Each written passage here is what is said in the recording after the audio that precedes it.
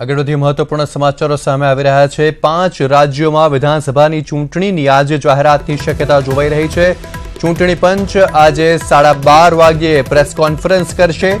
રાજસ્થાન, મધ્યપ્રદેશ, છત્તીસગઢમાં ચૂંટણી છે, સાથે જ તેલંગાણા અને મિઝોરમમાં પણ ચૂંટણી છે। તો આ 5 રાજ્યોની ચૂંટણી અંગે આજે ચૂંટણી પંચ દ્વારા તારીખોની જાહેરાત થઈ શકે છે।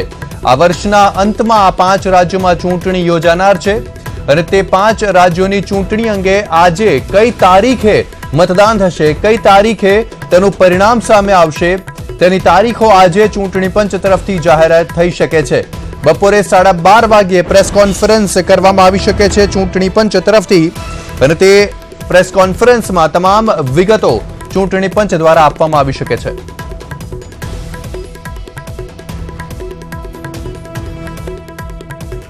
બોટાદથી કે જ્યાં નર્મદાની મેઇન કેનાલમાં ગાબડું પડ્યું છે। રાણપુર તાલુકાના સુંદરિયાણા અને ઝાળીલા ગામ વચ્ચે આ મોટું ગાબડું પડ્યું છે। આજુબાજુના ખેતરોમાં પાણી ફરી વળ્યા છે અને લીમડી મેઇન કેનાલ છે। ગાબડું પડતા લાખો લીટર પાણીનો વેડફાટ થયો છે।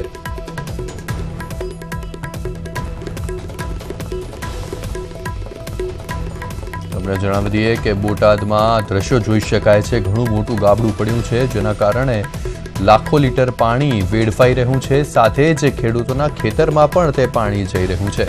નર્મદાની મેઇન કેનાલમાં જ આ ગાબડું પડ્યું છે।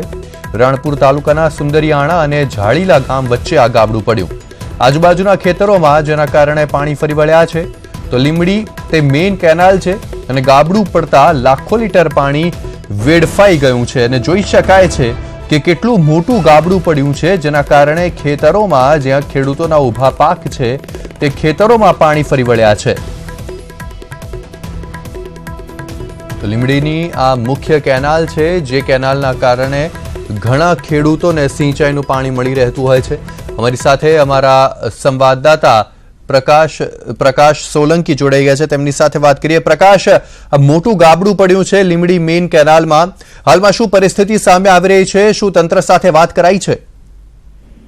જો ચોક્કસ વાત કરવામાં આવે તો છેલ્લા ઘણા સમયથી કેનાલમાં પાણી છોડવાની માંગ સાથે ખેડૂતો દ્વારા અવારનવાર રજૂઆતો કરવામાં આવી હતી, આવેદનપત્ર આપવામાં આવ્યા હતા અને હલ્લાબોલ કરવામાં આવ્યો હતો। આખરે બોટાદ લીમડીની જે મુખ્ય કેનાલ બ્રાન્ચ છે બોટાદની, તેમાં પાણી છોડવામાં આવ્યું હતું, પણ ક્યાંક ને ક્યાંક કેનાલમાં ભ્રષ્ટાચારના ગાબડા પડતા હોય તેવું લાગી રહ્યું છે। ગુજરાતના અનેક ગામો એવા છે કે જે અવારનવાર કેનાલમાં ગાબડા પડે છે, ત્યારે આજે લીમડીથી બોટાદની જે મુખ્ય કેનાલ બ્રાન્ચ છે તેમાં આજે સુંદરિયાણા અને ઝાળીલા વચ્ચે કેનાલમાં ગાબડું પડ્યું છે। મસ્ત મોટું ગાબડું પડવાના કારણે લાખો લીટર પાણી વહી ગયું છે, જેના કારણે જે ખેડૂતોને સિંચાઈનું પાણી મળવાનું હતું તે નહીં મળે અને જે પાણી વહી ગયું છે તેના કારણે ખેડૂતોના પાકને પણ નુકસાન થઈ રહ્યું છે।